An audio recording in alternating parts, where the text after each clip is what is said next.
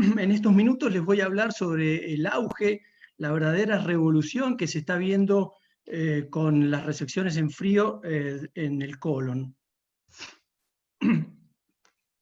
Recuerdo que yo era todavía fellow de gastroenterología cuando leí este artículo. Era una encuesta que interrogaba a gastroenterólogos en cómo hacían las polipectomías de los pólipos menores de 10 milímetros.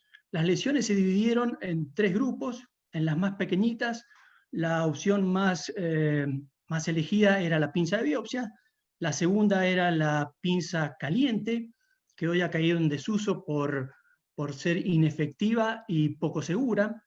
En las lesiones un poquito más grandes, de 7 a 9 milímetros, el 80% elegía a la polipectomía clásica con electrocauterio.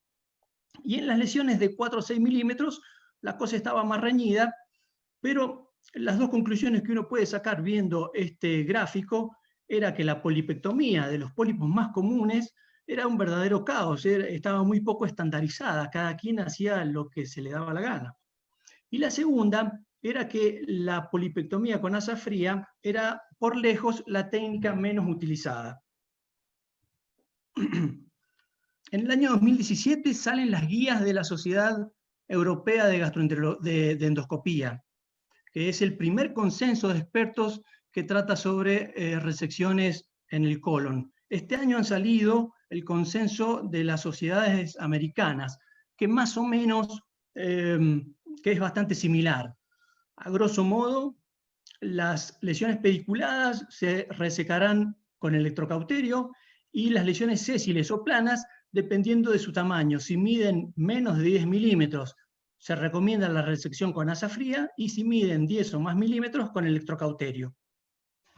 Es decir que esta técnica, que muy pocos años antes era muy poco utilizada, en estos momentos los dos consensos más importantes publicados la recomiendan para la extirpación del 90% de los pólipos.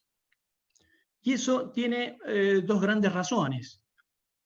La primera es que la mayoría de estos pólipos son completamente inocentes, como lo muestra este gigantesco trabajo de 37.840 lesiones. No se encontró ningún cáncer en ningún adenoma ni en ningún cerrato por debajo de los 9 milímetros. Todos tenemos en claro que la prevención del cáncer de colon radica en la detección y extirpación de los precursores, pero también tenemos que tener en claro que la mayoría de las lesiones que extirpamos jamás serán un problema en la salud de nuestros pacientes. La segunda razón son los méritos de la propia técnica. La polipectomía con asa fría hace tan bien el trabajo como la polipectomía con electrocauterio, ahorrando tiempo, ahorrando costos, y es prácticamente libre de eventos adversos, ya que todos los efectos adversos están asociados al uso de electrocauterio, el síndrome de postpolipectomía, la perforación y el sangrado tardío. ¿Por qué una técnica que se exime de realizar hemostasia sangra menos que la técnica que supuestamente sella los vasos y los coagula? Lo vamos a tratar de responder con estos dos trabajos japoneses. Hicieron en este trabajo resecciones en frío y en caliente de lesiones menores de 10 milímetros. Las midieron exactamente con esta herramienta. Lo mismo hicieron con el huequito de la resección inmediata y al día siguiente. En la resección en frío, el agujero que dejamos en general es significativamente más grande que la lesión. Sin embargo, al día siguiente se encoge un 25%. Los especímenes extirpados casi todos contienen muscular de la mucosa, pero muy poco submucosa, por lo tanto son delgaditos. Si los comparamos con los de la resección en caliente, que casi todos tienen su mucosa y son especímenes más gorditos. El agujerito queda bonito apenas terminamos la resección, pero al día siguiente la úlcera es bastante más grande, producto de la injuria térmica. Se expande más o menos el 30%. Este es otro estudio japonés que a pacientes que iban a ser operados de un cáncer de colon, el día anterior a la cirugía les hacían una resección en frío y otra en caliente cercanas al tumor maligno. los autores dividieron a la submucosa en dos mitades, superficial y profunda. La resección en frío jamás llegó a la submucosa profunda, en cambio en caliente sí, y aún hasta la muscular propia.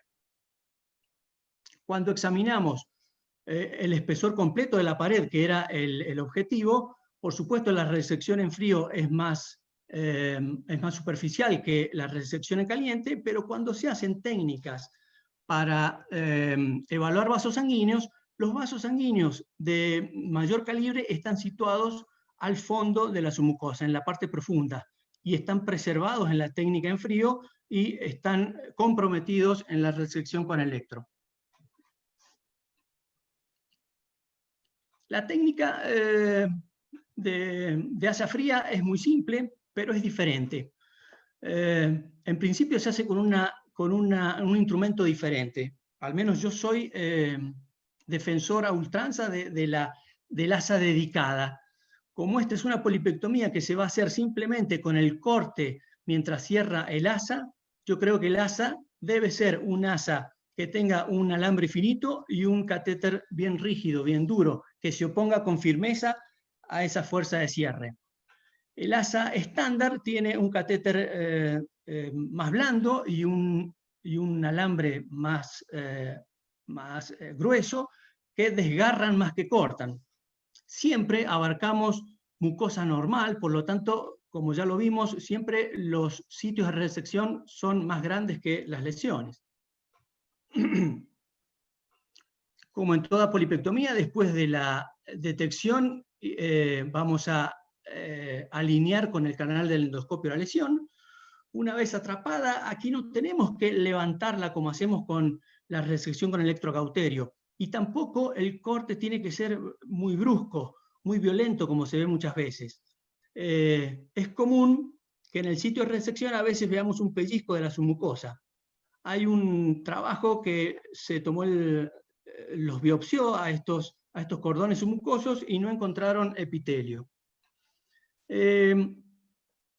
Los esfuerzos por mejorar la calidad de la endoscopía se han enfocado mucho sobre la detección de lesiones y muy poco sobre la extirpación de las mismas.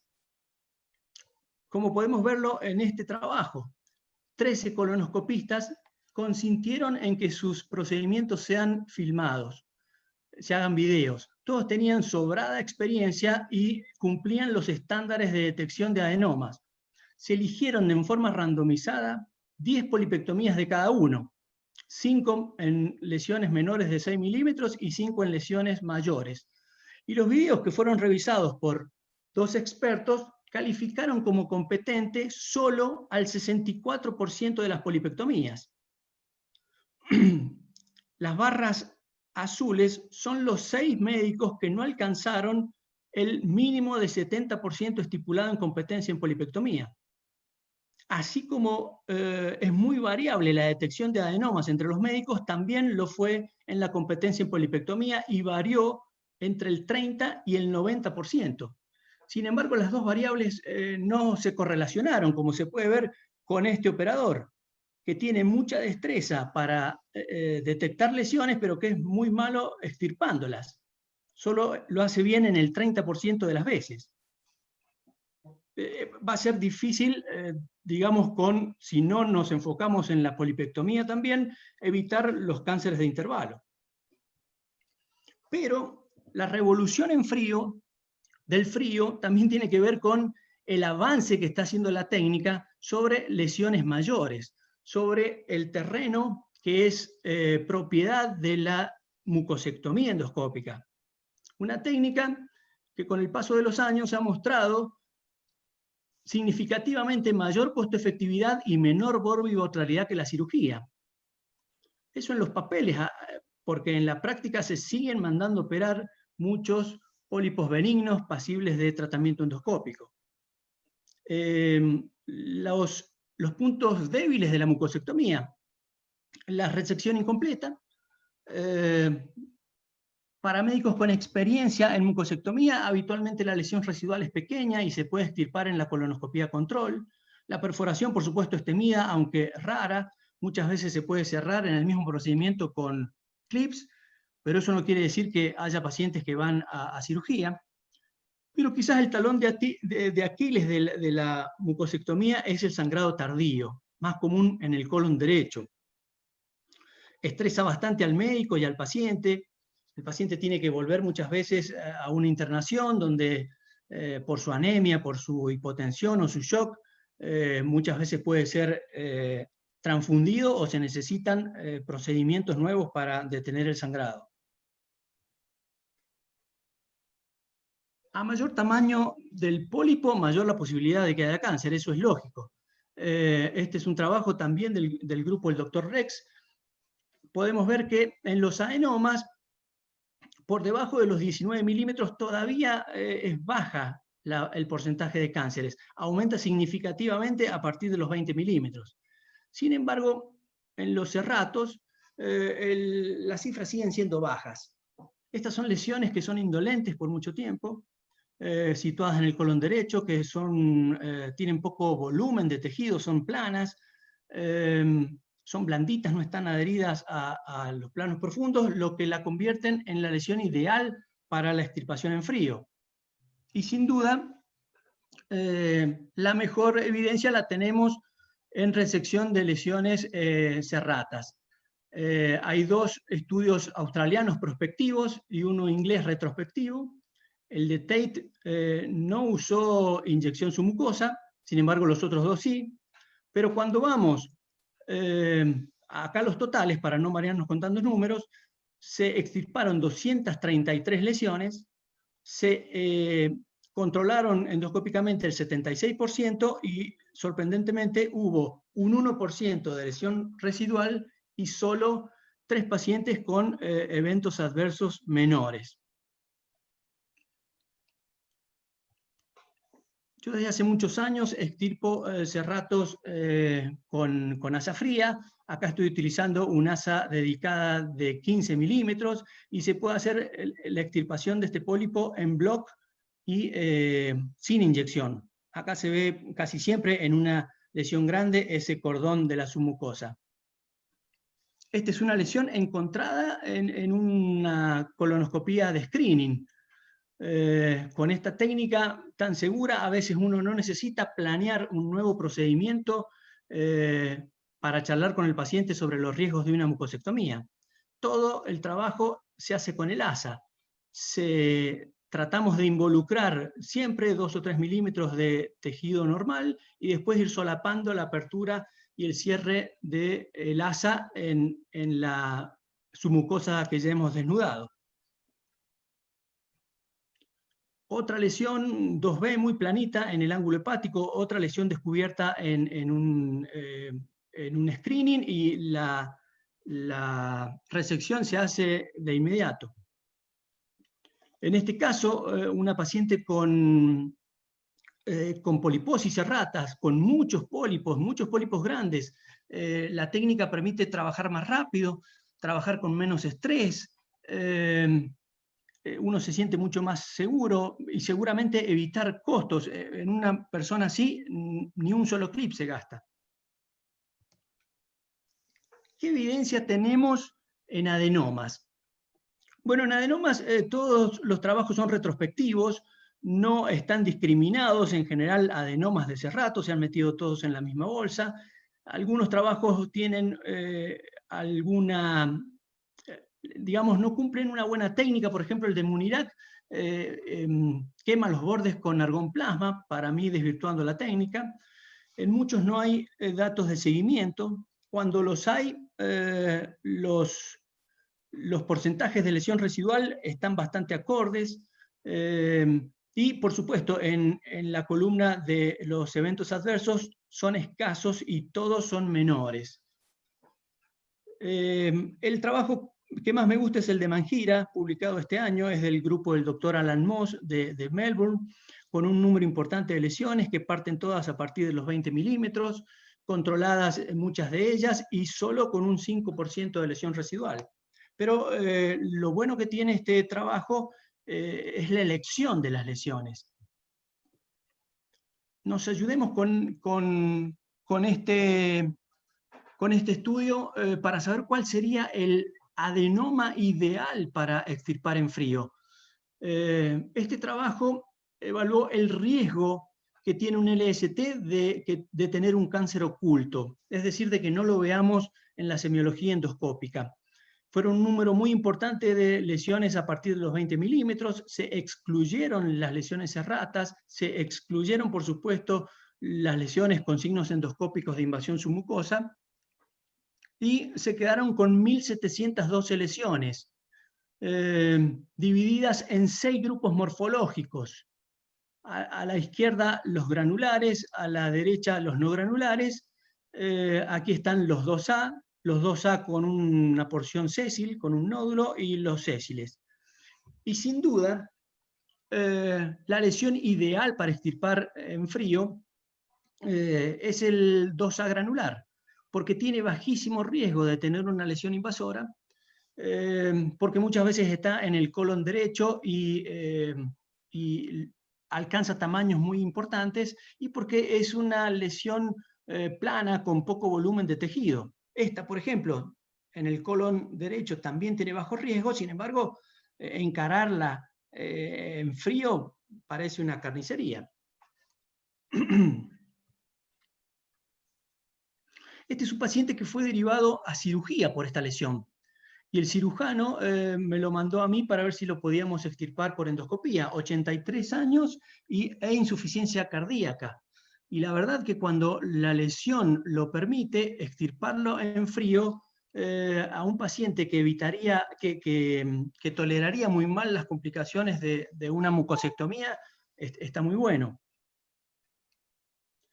O en este caso, pacientes que viajan varias horas de un pueblo del interior a la capital a hacerse una colonoscopía. Esta es la lesión ideal, un 2A granular del sigmoides. Entonces, dos buenos motivos para extirparlo en frío. La técnica, la verdad, se hace muy rápido y de manera muy segura. O este mixto del recto superior, que si bien tenía una parte nodular, era pequeña y se podía abarcar en la primera toma. Yo habitualmente inyecto la submucosa con las gelatinas polisuccinadas, con índigo carmín y con epinefrina. Entonces el campo de trabajo, la verdad, es bastante limpio. Para concluir, al presente es la técnica recomendada para la remoción de todos los pólipos hasta 9 milímetros, es decir, del 90% de las lesiones. El futuro. Es cierto que faltan trabajos probablemente prospectivos, trabajos en adenomas, con buena elección de las lesiones. Por supuesto, otros trabajos en cerratos también son bienvenidos, que los trabajos tengan buen control de las lesiones, pero me animo a decir que esta va a ser la técnica óptima para extirpar todos los pólipos cerratos y algunos adenomas, como los 2A granulares, independientemente del tamaño que tengan. Bueno, esta es una foto del año 2006, cuando tuve la suerte de ser becario del Latin American Training Center.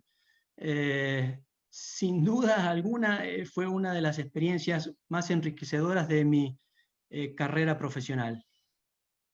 Muchas gracias por la atención.